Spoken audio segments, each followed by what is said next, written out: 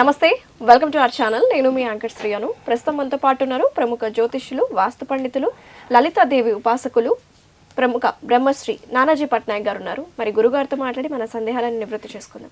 గురుగారు నమస్కారం అండి. శ్రీమాత్రే నమః. గురుగారు, రీసెంట్ గా న్యూస్ చూసారు మీరు, చిలుకూరు బాలాజీ టెంపుల్ ప్రధాన అర్చకుడిపై దాడులు జరుగుతున్నాయి. ఎందుకంటారు? దీనికి కారణం ఏంటి? జ్యోతిషపరంగా కావచ్చు, ప్రస్తుతం ఆ దాడి వెనక కారణం ఏంటో చెప్పండి. అంటే ఏం లేదమ్మా, అది అంతర్గత కలహాలు కొన్ని ఉండొచ్చు వాళ్ళ దాడికి. కానీ మనం ఆస్ట్రాలజికల్గా నేనేం చెప్తానంటే, ఆల్రెడీ కొంతకాలంగా నేను చెప్తున్నా ఉన్నా ఇట్లాంటి దాడులు అవి జరుగుతాయి అని ముందే ప్రొడిక్షన్స్ ఇవ్వడం జరిగింది. దానికి కారణం ఏంటంటే అదేదో నా గొప్పతనం కాదు, ముండేన్ ఆస్ట్రాలజీ అని ఉంటుంది, మైథుని జ్యోతిష్యము అంటారు.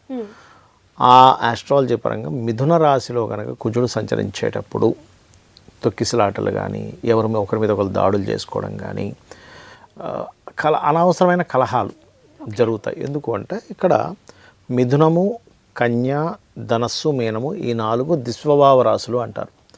ఈ 4 రాశుల్లో ఉండే గ్రహాలు ఒకదానికొకటి కనెక్టివిటీ పెట్టుకుంటాయి, దిస్వభావ రాశులు కాబట్టి. ఈ మిథునంలో ఉన్నటువంటి కుజుడు ప్రజెంట్ ఏంటంటే, మిథునం అంటే ఇద్దరు వ్యక్తులు, స్త్రీ పురుషుల సింబల్ ఉంటుంది మిథునం అంటే. ఓకే, ఆ మనుషుల యొక్క రూపంతో ఉన్నటువంటి స్త్రీ పురుషుల యొక్క సింబల్ ఉన్నటువంటి దాని మీద కుజుడు ఉండడం వల్ల మనకి ప్రయాగరాజులో తొక్కిసలాటలు అంటే ఒక ఒత్తిడి పడ్డం. కుజుడు అంటే ఒక ఒత్తిడి, ఒక గొడవ, ఒక స్ట్రెస్ని ఇచ్చే కారకుడు అనమాట. సహజంగా గొడవలకు కారకుడు ముఖ్యంగా.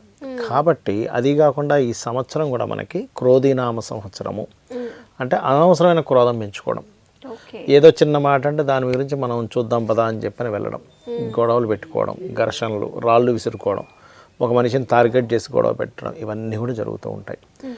ఇది ఎందుకు జరుగుతుంది ఇలాగా అంటే, ఇప్పుడు ప్రజెంట్ ఉన్నటువంటి గోచారంలో రాహు మీనరాశిలో ఉన్నాడు, శని అక్కడికి చేరుకోబోతున్నాడు. రాహు మీనరాశిలో ఉన్నప్పుడు మీనం అనేటువంటిది ఏంటంటే పర్టికులర్గా గురువు సంబంధించిన రాశి. అందుకే కొంచెం గురుత్వ సంబంధించిన వాటిల్లో ఉన్నటువంటి వారు అంటే పురోహితులు కావచ్చు, పండితులు కావచ్చు, పీఠాధిపతులు కావచ్చు, అట్లాంటి వాళ్ళకి ఇన్ ఫ్యూచర్లో కొంత ఇబ్బంది కూడా కలగనుంది. ఇన్ ఫ్యూచర్ అంటే ఇన్ సెన్స్ ఇప్పుడు మనకి రాబోయే 3 to 4 months లోపల కూడా ఉంది. ఎందుకంటే మనకి మార్చ్ ఎండింగ్ నుంచి శని రాహులు ఇద్దరు కూడా మీన రాశిలో కలిసి ఉంటారమ్మా.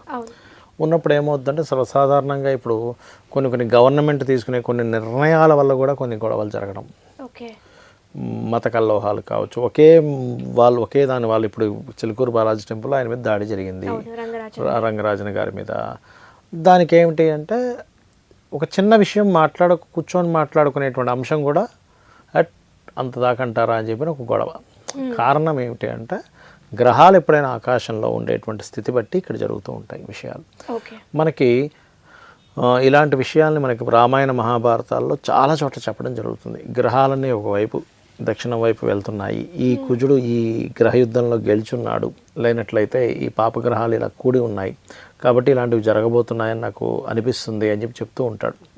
ఈ భీష్ముడు కావచ్చు, ధర్మరాజు కావచ్చు, అదేవిధంగా మనకి కర్ణుడు కావచ్చు, మన దుర్యోధనుడు కావచ్చు, వీళ్ళ సంభాషణలు అక్కడక్కడ వస్తూ ఉంటుంది అర్జునుడి విషయంలోని. అంటే ఏమిటంటే మనకి mundane astrology is different, personal chart is different. ఈ పర్సనల్ చార్ట్ అనేటువంటిది మన జన్మ జాతకం మన గురించి చెప్తుంది. మన లగ్నం ఎక్కడుంది, ధనాధిపతి ఎలా ఉన్నాడు, దాన్ని బట్టి ఫైనాన్స్ ఎలా సంపాదిస్తాడు, ఎలాంటి భార్య వస్తుంది, ఎలాంటి సంతానం ఉంటుంది, ఎప్పుడు ఇబ్బందులు వస్తాయని పర్సనల్ చార్ట్ చెప్తే, గోచారంలో ఇప్పుడు తిరిగేటువంటి గ్రహాలు అక్కడ ఉండే కలయికలను బట్టి సంఘంలో జరిగేటువంటి, లోకంలో జరిగేటువంటి విషయాలను సూచిస్తూ ఉంటాయి. ముండేన్ ఆస్ట్రాలజీ అంటారు దాన్ని. ఈ కుజుడు ఇంకొక 3 నెలల వరకు మిథునంలో ఉండి దాని తర్వాత మళ్ళీ కర్కాటకంలో నీచి పొందుతాడు. సో ఆల్మోస్ట్ మే వరకు కూడా దాని ప్రభావం ఉంటుంది, మే జూన్ వరకు కూడా. కాబట్టి నేనేం చెప్తానంటే మే జూన్ వరకు ఈ గొడవలు కానివ్వండి, ఈ తొక్కిసలాటలు కానివ్వండి, ఈ అనవసరమైనటువంటివి కానివ్వండి ఎక్కువగా ఉంటుంటాయి, గుర్తుపెట్టుకోండి. అలాగే ఇప్పుడు మనకి రాహు విదేశాలకు కారకుడమ్మా. మనం ఆల్రెడీ ఇది ఒక 3 సంవత్సరాల క్రితమే ప్రిడిక్ట్ చేశాం కూడా. శని ముందుకు వెళ్తూ మేషరాశిలోకి వెళ్తున్నాడు నెక్స్ట్, అంటే కుంభము మీనము దాటుకొని. సో శని కర్మకారకుడు, ఉద్యోగాలకు కారకుడు. సో ఇన్ ఫ్యూచర్లో ఉద్యోగాల విషయంలో అందరూ ఉద్యోగం మీదే ఆధారపడకుండా సైడ్ ఏదైనా ఒకటి చేస్తూ ఉండండి, పార్ట్ టైం ప్యాసివ్గా ఒకటి చేస్తూ ఉండండి, జాబ్ చేస్తూ ఉండండి.